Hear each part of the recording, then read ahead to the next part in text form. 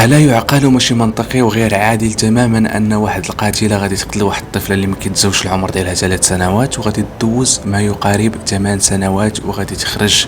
فهذه واحد الحاجه اللي ما كيتقبلهاش العقل كاع نهائيا، بالرغم ان في بعض الحالات كيكون القتل غير متعمد وما كيكونش، يعني هذا الحكم هذا كيكون من 10 سنوات الفوق. ولكن هذه القصه هذه شنو الخبايا ديالها، شنو اللي وقع في هذا الشيء هذا باش خلى يتبدل هذا الحكم ويولي ل8 سنوات وتخرج هذه السيده هذه وتبغي ترجع للمكان يعني فين ارتكبت الجريمه وحده العائله ديال الطفله اللي مازال يعني الطفله ديالهم في الاذان ديالهم ومازال ما قدروش يتزوجوا هذه المرحله هذه.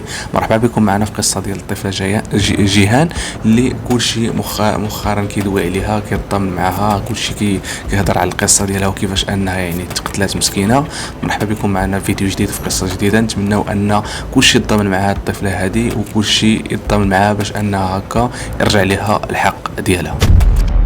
غنمشيو بكم لمدينة اسفي وبالضبط سنة 2016 16 جويي. كما كنعرفوا ان العائلة ديال الطفلة جيهان كتكون من الام والاب ديالها والاخت والاخ ديالها اللي ما كيتجاوش العمر ديالهم 20 سنة، وفي الجوار ديالهم كاين العم ديال جيهان اللي هو الاخ ديال الاب ديالها، حتى هو عنده وليدات وعنده الزوجة ديالو اللي هي معلمة. كيف ما كنعرفوا ان في الدار ديال جيهان كانت ساكنه معاهم الجدة اللي هي عجوز الام ديالها وعجوز يعني الزوجة ديال العم ديالها، وكانت يعني العائله شي كيدخل هادشي يعني كانوا عائله اللي عايشين يعني سعاده ما بيناتهم حتى شي حاجه، كانت بيناتهم يعني غير الخير كيف ما كنقولوا الى ما غير ذلك. ولكن المشكل فين كاين هنا، كاين بين يعني الطريقه كيفاش كيعاملوا هاد البنيته جيهان وكيفاش يعني مفشينها وكيفاش مهلين فيها وكيفاش كلشي عزيز عليه وكيفاش النظره ديال ديك الزوجه ديال العم ديال جيهان اتجاه جيهان اللي ما كانتش كتحملها حيت هي كانوا مهلين فيها وكان كلشي مفشها وكيكون شي فرحان بها، عكس البنت ديالها هي الصغيره اللي ما كانش عندها نفس الميول اللي كانت الناس كيميلوا للطفله جيهان. هنايا فين غادي يكبر الحقد ديالها وهنايا فين غادي تكبر الكراهيه تجاه الطفله جيهان من عند واحد الام اللي صراحه ما عرفناش كيفاش هذا الشيء هذا كبر عليها وكيفاش هذا الشيء هذا اثر فيها وخلاها انها تفكر باش انها ترتكب في يوم من الايام جريمه في حق واحد الطفله اللي بريئه وما دايره حتى شي ذنب ومازال ما عارفه حتى شي حاجه في هذه الحياه هذه.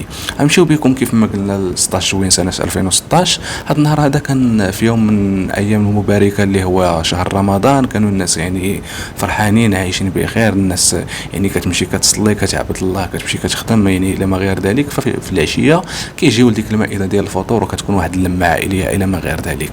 ففي هذا النهار هذا ما يقارب يعني الساعه 11 صباحا يعني واحد الاخ ديال جيهان كان خارج من الدار وغادي للخدمه ديالو، وهنا غادي تلاقى في الباب وغادي تلاقى هاد الزوجه ديال العم ديالو اللي هي دائما ما كتجي عندهم للدار وكيمشيو عندها للدار يعني بما انهم عائله. تلاقاها في الباب، سلام بخير لاباس كي داير مع رمضان الى ما غير ذلك.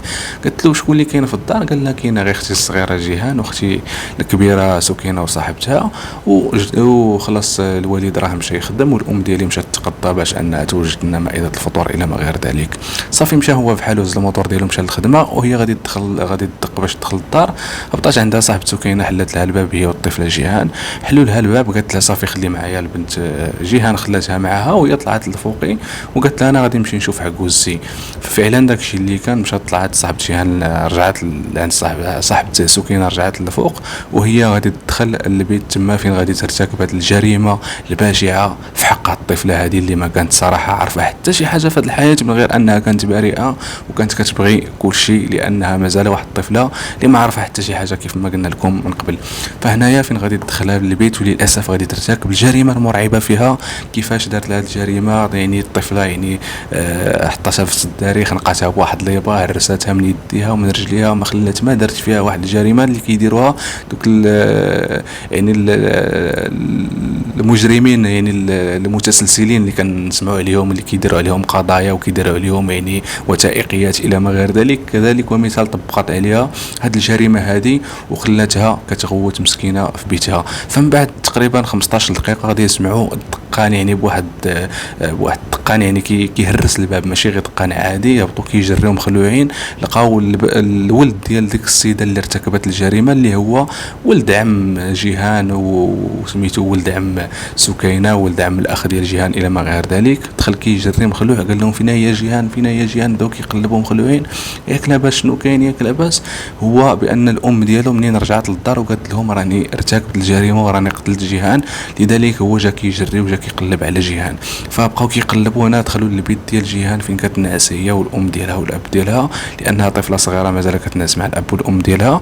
لقاو جيهان هنايا مرميه في السداري ويعني مغطيه، ومنين هزوا بحال هكا حيدوا ديك الغطاء اللي كان على جيهان، هنايا غادي يتفاجئوا بالصدمه ولقاو جيهان يعني مخنوقه بواحد اليبا، ويديها ورجليها كاملين مهرسين. هنايا غادي تكون الكارثه الكبيره والصدمه للعائله ديال جيهان، الاخت ديالها.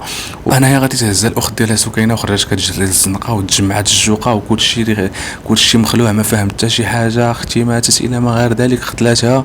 هنايا الناس غادي يحيدوا لها دوك اللي غادي يكتشفوا بان مول الامانه دا امانته. فمن بعد ما تجمعات الجوقه واحد شويه غادي تجي الام ديال جيهان اللي كانت في السوق كتقضى باش انها توجد مائده الافطار، غادي تلقى ديك الجوقه وديك الروينه، وهنايا غادي تكتشف بان البنت ديالها هي اللي ميته وهي اللي مقتوله. هنايا بدات كتغوت وجات هذيك الصدمه والهستيريا وما تقبلاتش هذا الوضع هذا، لان راه هذيك راه بنتها لحمها ودمها. وهنايا فين غادي تكون تنوض الروينه، وغادي يحضروا الامن الوطني وفعلا غادي يعتقلوا السيده المشتبه فيها وغادي يديوها باش يحققوا معها، وفعلا غادي تعترف بهذه الجريمه هذه ولاسباب يعني ما معروفاش كاع نهائيا. قالت لهم دابا عاد برد، دابا خديت حقي وهذه الى ما غير ذلك. منين كيسولوها على الاسباب كتقول لهم بانهم يعني غير الغيره وصافي، كانوا كيعاملوها مزيان، هذه انا ما كيعاملونيش، عجوزتي ما كتعاملنيش مزيان، بنتهم هما كانوا يعني مفشينها، وهذه كلشي كيبغيها ماشي بحال ولادي انا. هنايا غادي يكتشفوا بان السيده غير طبيعيه، اولا السيده طرات عليها الغيره والحقد. من بعد جلسات قرروا باش انه يحكموا عليها ب20 سنه سجنا نافذه. فهنايا الام والاب ديال جيهان والعائله ديالها غادي يرتاحوا شويه، لان حق بنتهم بدا كيتخاد. ومن بعد يعني غادي يقدموا ايضا، غادي دير الاستئناف، هي هذه السيده هذه اللي تحكم عليها ب20 سنه غادي دير الاستئناف، وغادي يزيدوها 5 سنوات اخرى، لانهم كانت كتقول لهم بانها راها مريضه نفسانيا، وانها راها طاحت في ديبرسيون الى ما غير ذلك، وهذه من هنا من ليه. فهنايا غادي يزيدوها 5 سنوات اخرى.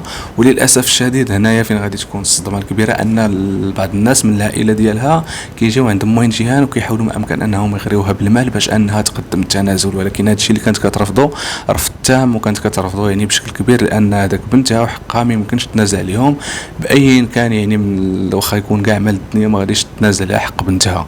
فهنايا هاد الناس هادو مشاو كيديروا خدمتهم بلاصه اخرى، ودوك الفلوس اللي كانوا غيعطيوها يعلم الله لمن عطاوها، جابوا يمكن شي شهادات شي حاجه من شي طبيب باش انها يعني ديك السيده راه مريضه، راه كانت طاحت في واحد اكتئاب حاد الى ما غير ذلك، وهذا الشيء اللي دارت راه ماشي يعني بكامل القوه العقليه الى ما غير ذلك.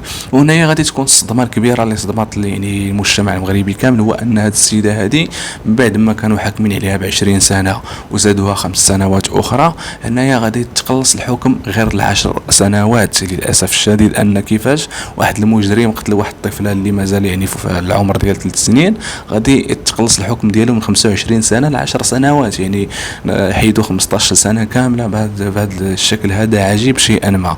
وهنا فين غادي يكتشفوا بان ايضا هذه السيده هذه حتى ديك ال10 سنوات جا واحد العفو ملكي وغادي تدوز غير 8 سنوات سجن النافذه فقط. ومؤخرا هذه واحد 10 ايام خرجات كيف ما كيقولوا. والصدمه الكبيره هو انها بغات ترجع لنفس الدار فين كانت عايشه حدا موين جيهان وحدا البلاصه فين دارت الجريمه ديالها، بغات ترجع تعيش تما حداهم يعني بحال لا اي شيء لم يقع من قبل، بواحد الدم اللي بارد، وبغات اكيد انها بغات تصالح معهم بحال الا ما دارت والو، بحال الا غير كانت دبزات معهم وصافي ماشي ارتكبت جريمه قتل. للاسف هذه الجريمه هذه يعني عندها واحد المنهج، واحد الراي، واحد النظره اللي صراحه واحد البروده عند ديك السيده اللي صراحه حتى شي واحد ما يتقبلها، حيت كتعاودها له ولا حيت كيسمعها كنجي يعني هذا الشيء هذا ماشي هو هذاك، وهذه السيده هذه ماشي نورمال. فانا شخصيا من المنظور ديالي كنقول بان ديك السيده اللي ما كانتش طبيعيه وكانت مريضه راه خصها تكون في شي مصحه طبيه تحت الرعايه الطبيه، يكونوا يعني رادين لها البال وحاضرينها وكتاخذ الدواء ديالها في الوقت الى ما غير ذلك، عكس ما انها تكون برا او لا تكون في السجن. للاسف الشديد ان يعني في المجتمع ديالنا وفي هذه البلاد هذه مازال هاد الاشياء وهاد الثغرات هادو كاينين، وبامكانك انك تشري شي حوايج، شي شهادات، شي حوايج بحال هكا تقدر تشريهم بالفلوس كيف ما بغيتي من بعد الناس اللي كيطفلوا على المهن ديالهم. انا ما كنعممش، ما كنقولش كلشي، لان كاينين الناس اللي مخلصين في العمل ديالهم وكيديروا العمل ديالهم على احسن وجه كان، وما كيبيعوش العمل ديالهم مقابل مال. فاكيد انه الا كانت شي حاجه غيعطيها لك، ما كانش راه ما كايناش. ما يمكنش انه يعطيك شي شهاده وانت ما كتوفرش بك داك الاشياء باش انه يعطيك ديك الشهاده. والعكس صحيح ايضا، كاينين الناس اللي كتعطيهم مبلغ مادي يقدر يعطيك اي حاجه، يبيع لك راسه مقابل الفلوس.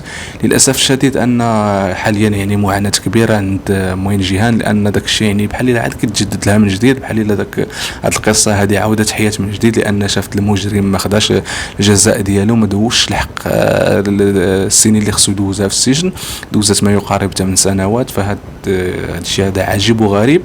عمرني انا بعدا شخصيا سمعت بان شي مجرمه ولا شي مجرمه قتلت شي واحد ودوزات هاد ما يقارب 8 سنوات او 10 سنوات. فهذا واحد العلامه استفهام كبيره اللي كطرح السؤال على نفسها. خصنا الجواب باش اننا نقتنعوا بهذا الشيء هذا، وخصنا الناس هادو العائله ديال جيهان خصهم اكيد حتى هما يمشيو يقدموا حتى هما شكايه للوكيل المالك، ويكون داك الشيء يعني مضبوط، ويحاولوا ما امكن انه يوقفوا على شغلهم بيديهم، ويكونوا الناس اللي ايادي ديالهم امنه باش ان هذا الدوسي هذا يمشي لبعيد وياخذ المنحى ديالو. تحياتي لكم، السلام عليكم، نتلاقاو في فيديو جاي ان شاء الله. وكلنا جيهان كنتمناو ان تتخذ الحق ديالها في اقرب وقت كان. السلام عليكم.